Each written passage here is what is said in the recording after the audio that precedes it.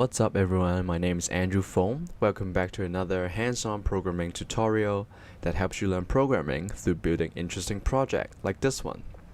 So today, to kickstart a new series, we are going to learn how we can build a CRM customer relationship management bot using Telegram bot, Notion API, and also deployed on Heroku. So assuming you are in a marketing and operation department, you probably have to manage different customers with various status. So for example, if the marketing team has approached a user B with the status of lead and they're concerned with product C, then we will probably have a CRM to, for example, in this case, this Notion database to manage all the customers.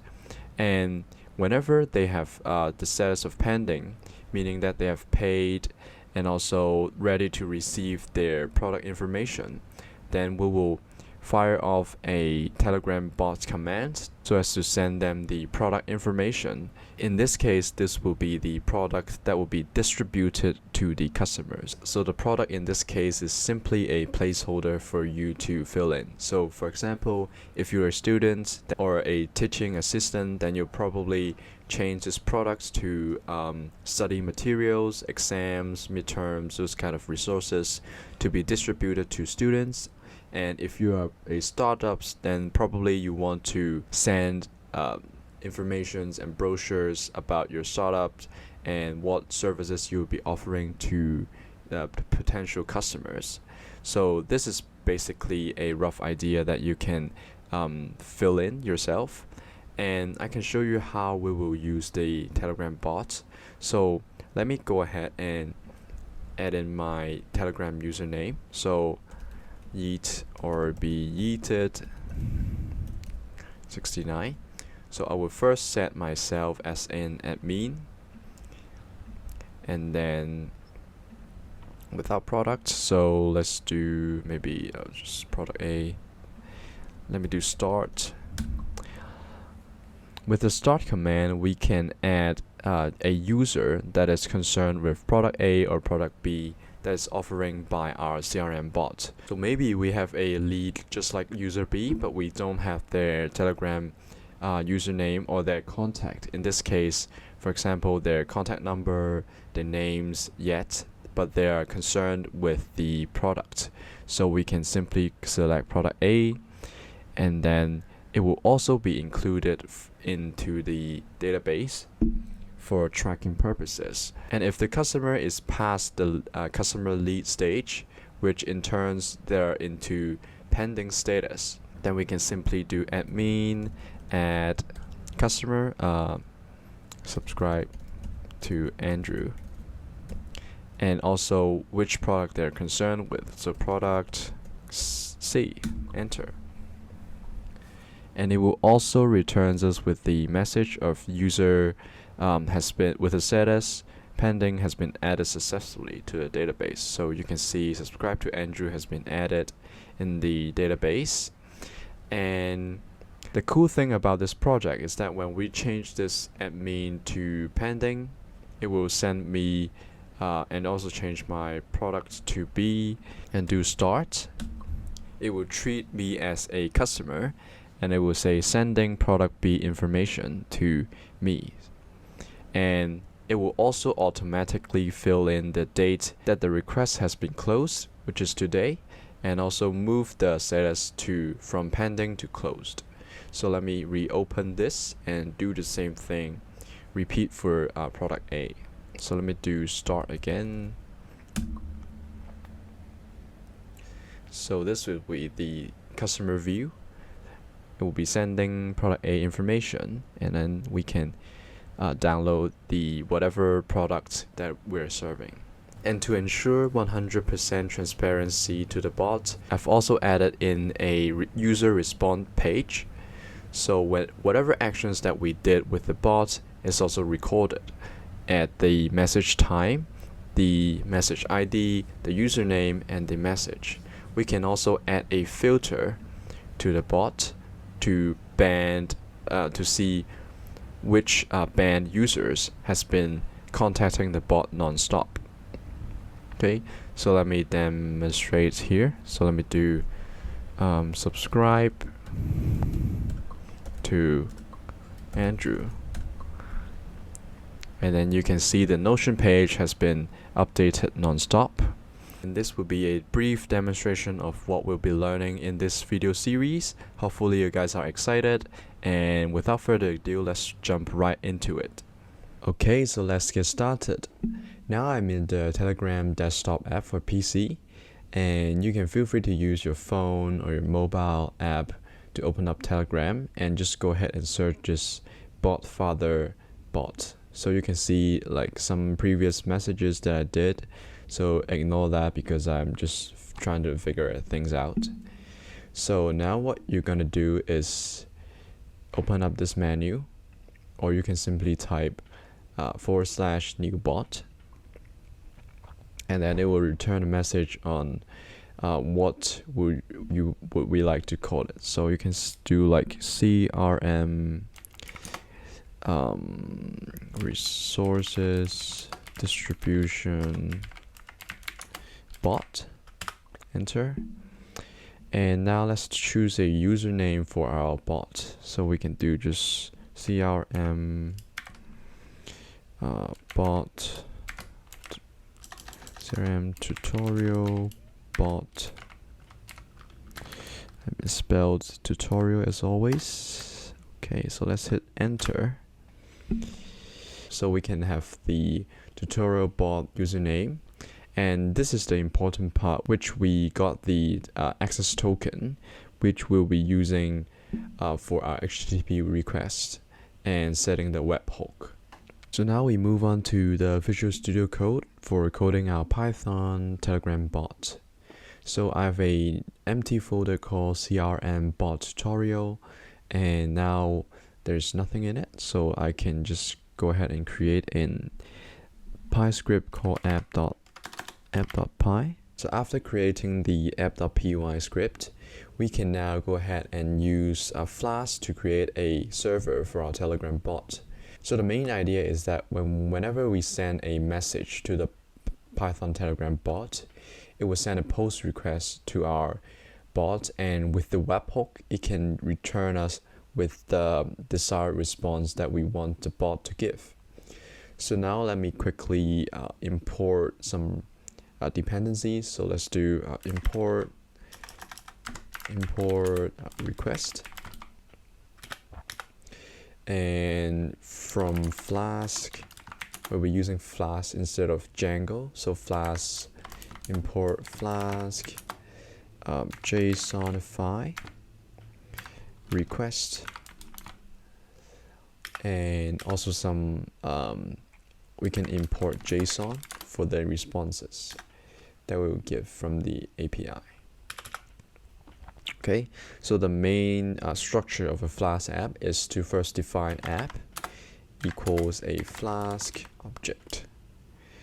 So name, okay, and then if name equals to main,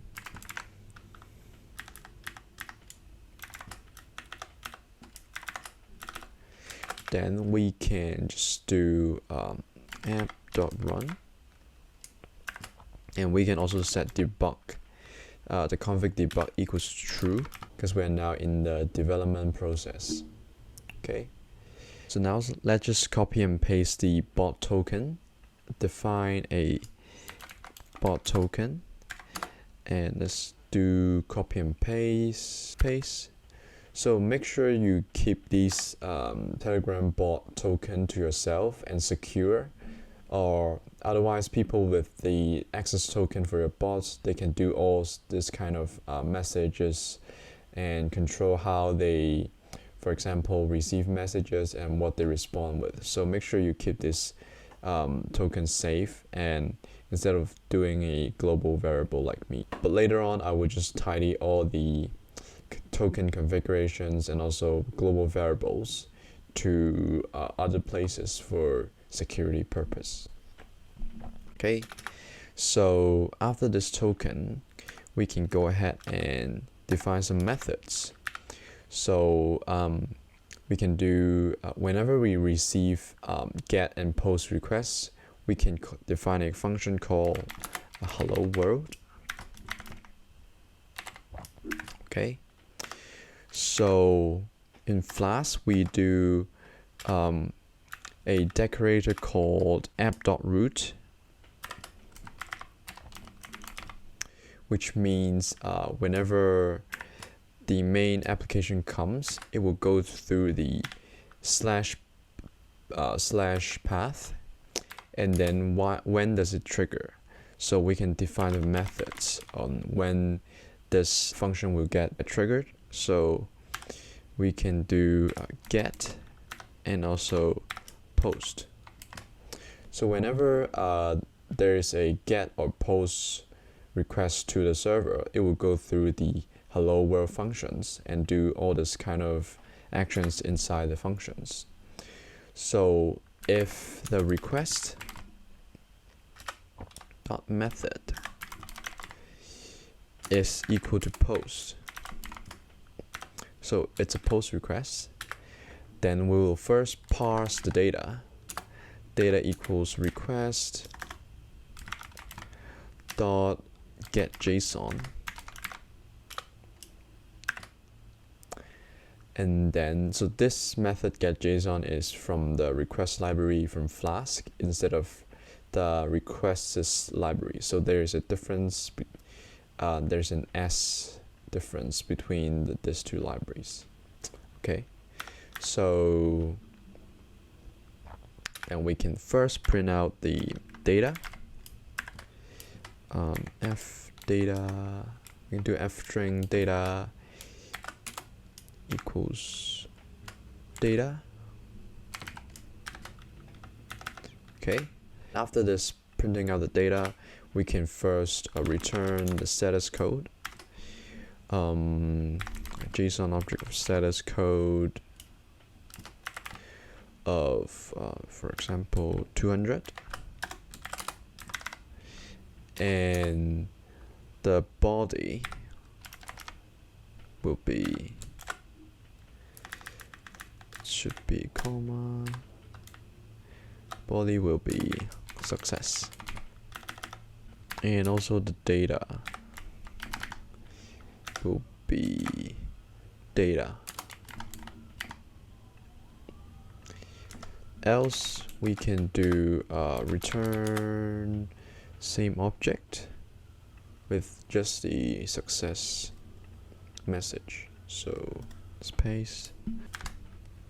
Okay, so this should be a comma,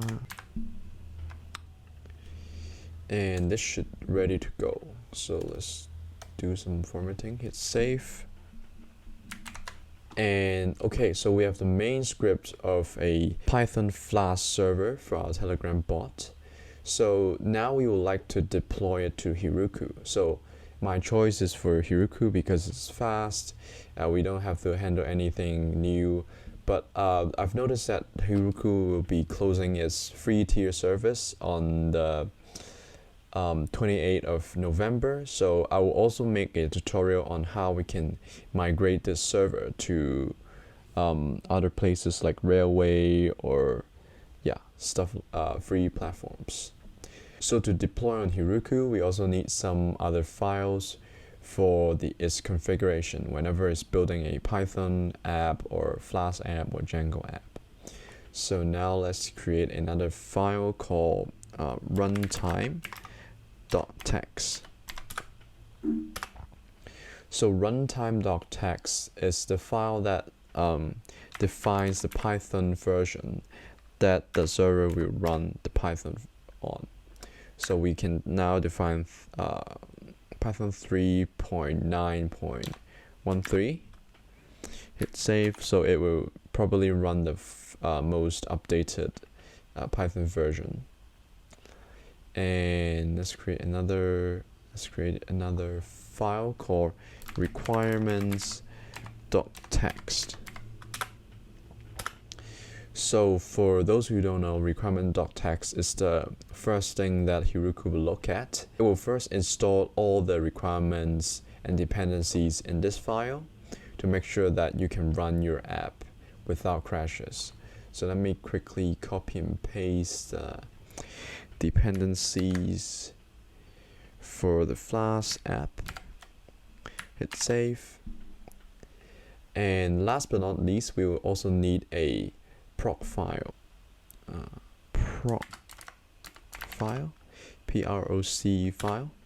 So this app is for Heroku to understand which WSGI server you're running. So you can use Gunnicorn like I did. So we can do web Gunnicorn, or you can say like Gunicorn app.app. So our app is called EP.1. So it's called app and then :app. And we can also set a timeout for 1000 milliseconds so that it won't time out easily whenever it's sending files to our users. So we can hit save, and we should probably be good to go. So what I'm gonna do now is to go on to source control, and I'm gonna publish on GitHub. So I could do public repository and then hit OK. Updating all, so it will be uploading all the files on GitHub. So now we can move on to Heroku and create a news app. Okay, so let's name our app CRM, or it should be lowercase, so CRM bot tutorial. Okay, so it's available. Let's go ahead and create app. You can choose your region, but it doesn't really matter. So now we'd like to deploy using GitHub. So you can do deployment with the Heroku CLI, but I would like to do it with GitHub because we push our repository on GitHub. So let me search the repository name. It should be CRM. Search, yeah, CRM bot tutorial here. So click connect, and it should be connected. So now we can do, what we can do is to go ahead and deploy the GitHub branch, master branch, manually. So let's click deploy branch, and we can view the build log to see if the build is successful or not. So it's collecting all the dependencies from our requirements.txt file. Okay, and seems like the build is successful, and we have the URL link. So that's pretty much it for this tutorial. To recap, we have created a simple Telegram bot and deployed on Heroku. So in the next episode, we will be configuring the Telegram bot to receive different user commands and handle the commands through sending custom messages. If you like this video, please go ahead and give me a thumbs up, leave a comment if you have any questions or doubts, and subscribe to my YouTube channel. Thanks for watching, and see you guys in the next video. Bye guys.